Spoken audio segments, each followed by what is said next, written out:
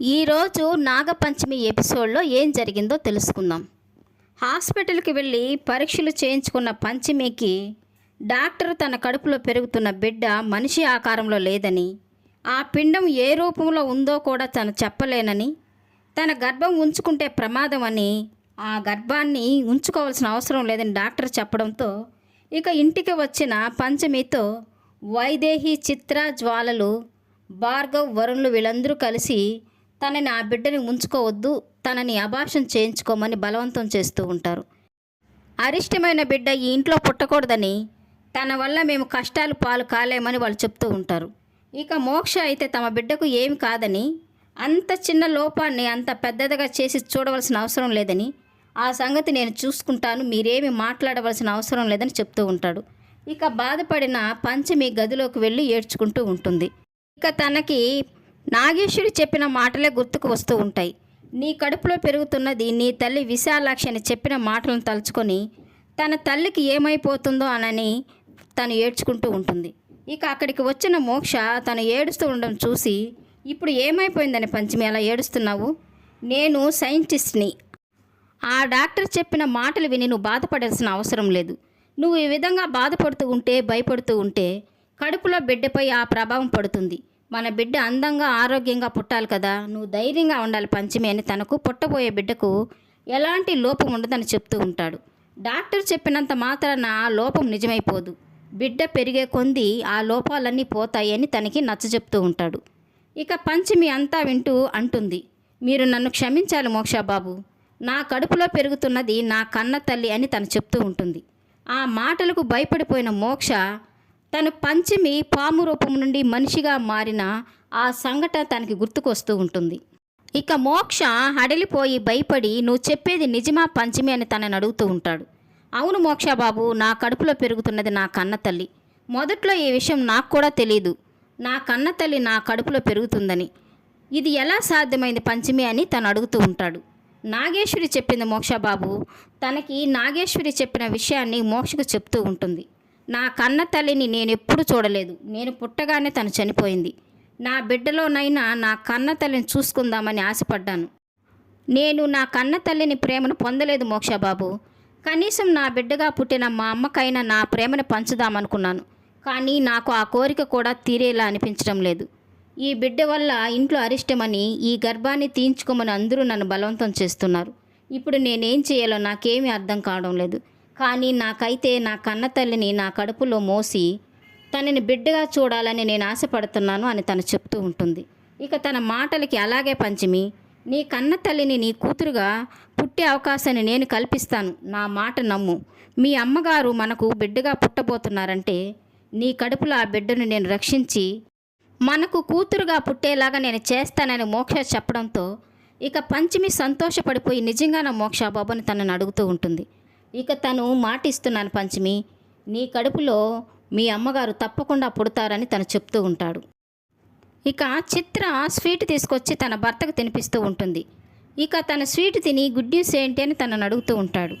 ఎందుకంటారేంటండి, పంచమి గర్భంలో ఉన్నది మనిషి కాదని డాక్టర్ చెప్పారు కదా, ఇప్పుడు తన గర్భం తీంచేస్తుంది అత్తయ్య.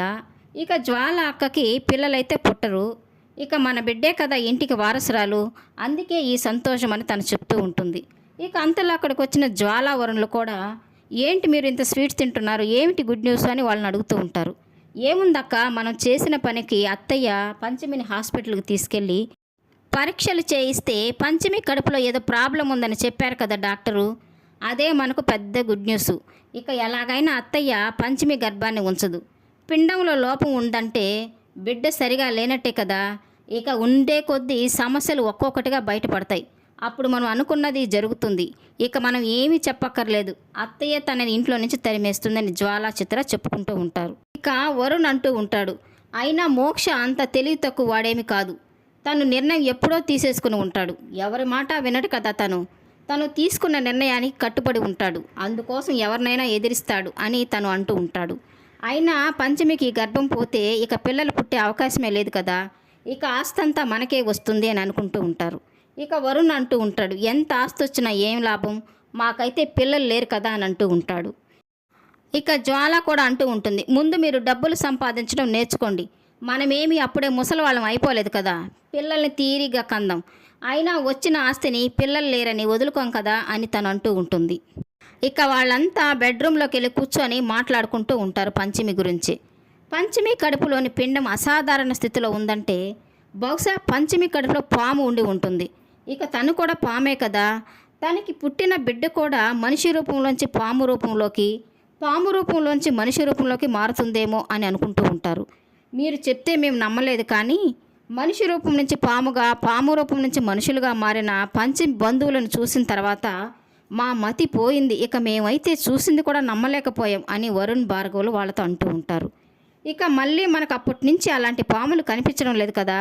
వైదేహి అత్తయ్య పంచమికి వార్నింగ్ ఇచ్చింది కదా, ఇంట్లో పాములు కనిపిస్తే తనని ఇంట్లో నుంచి గెంటేస్తానని చెప్పింది కదా, ఇంకా అప్పటి నుంచి ఇంట్లో పాములు కనిపించడం లేదు. ఆ పంచమి ఆ పాములకి ఇంట్లో కనిపించదని వాటికి వార్నింగ్ ఇచ్చింటుంది అని వాళ్ళు అనుకుంటూ ఉంటారు. ఆ పంచమి గర్భం తీయించుకోనని మొండికేస్తే మనమే ఏదో ఒకటి చేసి తన కడుపులో బిడ్డని పోగొట్టేలాగా చేయాలి. ఆ పుట్టిన బిడ్డతో మనకు చాలా కష్టాలు వస్తాయి. గురువుగారు ఆ సోదమ్మ చెప్పినప్పటి నుంచి నాకైతే చాలా భయం వేస్తుంది, తన వల్ల ఎన్ని కష్టాలు వస్తాయో ఏమోనని అని వాళ్ళు అనుకుంటూ ఉంటారు. ఇక అక్కడికి వచ్చిన నాగేశ్వరి పాము రూపంలో ఉండి వాళ్ళ నలుగురు మాట్లాడుకున్న మాటలను వింటూ ఉంటుంది. ఇక తనకి కోపం వచ్చి వాళ్ళ కాళ్ళ దగ్గరికి వెళ్ళి తన తోకతో వాళ్ళ కాళ్ళని కొడుతూ ఉంటుంది. వాళ్ళేమో దోమలని అనుకుంటూ ఉంటారు. ఇక అక్కడి నుంచి నేరుగా వాళ్ళ ఎదురుగా ఒక కుర్చీలో కూర్చొని పడగ విప్పి వాళ్ళని చూస్తూ ఉంటుంది. ఇక వాళ్ళు మాటలాపి నాగేశ్వరి పామును చూసి గట్టిగా అరుస్తూ పాము పాము అని మంచం మీదకి అరుస్తూ ఉంటారు. ఇక నాగేశ్వరి అక్కడి నుంచి మాయమైపోయి పైన లైట్ మీద కూర్చొని అక్కడి నుంచి వేలాడుతూ వాళ్ళని చూస్తూ ఉంటుంది. ఇక వాళ్ళు వెళ్ళిపోయిందని మంచం మీద నుంచి కళ్ళు పైకి పెట్టి చూసేసరికి పైన లైట్ మీద వేలాడుతూ ఉంటుంది. ఇక వాళ్ళు గట్టిగా అరుస్తూ చిత్ర అయితే పంచమి నన్ను క్షమించు, నిన్నెప్పుడు ఇలాంటి మాటలు మాట్లాడను అని తనకి క్షమించు అని అడుగుతూ ఉంటుంది. ఆ తర్వాత నాగేశ్వరి పాము అక్కడి నుంచి మాయమైపోతుంది. కరాళి గృహలోకి వచ్చిన ఫణేంద్ర తనతో అంటూ ఉంటాడు, చెప్పు కరాళి, ఏం చేద్దాం, మనం పని మొదలు పెడదామా, మొదట నాగలోకాన్ని నాశనం చేద్దామా అని తనతో అంటూ ఉంటాడు. లేదు ఫణేంద్ర, మొదట మనం పంచమి పని పడతాం, పంచమి కడుపులోని విశాలాక్షిని నాశనం చేద్దాం, తర్వాతే నాగలోకం సంగతి చూద్దామని తను చెప్తూ ఉంటుంది. అలాగే కరాళి, నువ్వు ఏది చెప్తే అది నేను చేయడానికి సిద్ధంగా ఉన్నానని తను అంటూ ఉంటాడు. అయితే నిన్ను నేను గరుడగా మార్చేస్తాను, నాలో ఉన్న గరుడ శక్తి ద్వారానే మనం ఇప్పుడు ఏదైనా సాధించవచ్చు అని తను చెప్తూ ఉంటుంది.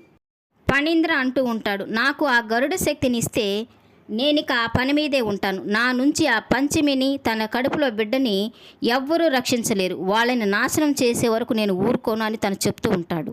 నువ్వు ఇప్పుడు పూర్తిగా గరుడ శక్తిలోనే ఉండి మనం అనుకున్న కార్యాలని సాధిస్తూ ఉండాలి ఫణీంద్ర. ఆ గరుడ శక్తి నీలోకి రాగానే నువ్వు ఫణీంద్రవి అని గుర్తుండదు, సంపూర్ణ గరుడ శక్తిగా నువ్వు నా ఆధీనంలో ఉంటావు, మనం అనుకున్నది సాధించిన తర్వాత నేను నిన్ను యథావిధిగా ఫణీంద్రగా మారుస్తానని తను చెప్తూ ఉంటుంది. ఇక కరాళి ధ్యానం చేసి తనలో ఉన్న గరుడ శక్తిని ఫణీంద్రలోకి ప్రవేశపెడుతుంది. ఇక తను గరుడ శక్తి ఉన్న గరుడుగా మారిపోతాడు. ఈ క్షణం నుంచి నువ్వు గాలిలో విహరిస్తూ నీ సూక్ష్మ శక్తితో పంచమిని పసిగట్టి తనని అనుసరిస్తూ ఉండాలి.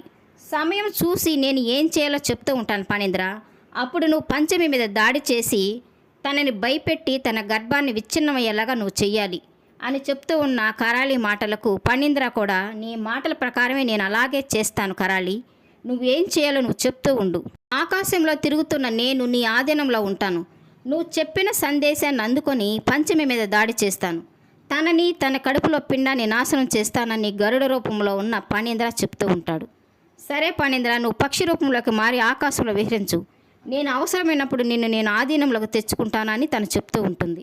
ఇక ఫణీంద్ర పక్షి రూపంలోకి మారి ఆకాశంలోకి ఎగురుకుంటూ వెళ్ళిపోతాడు.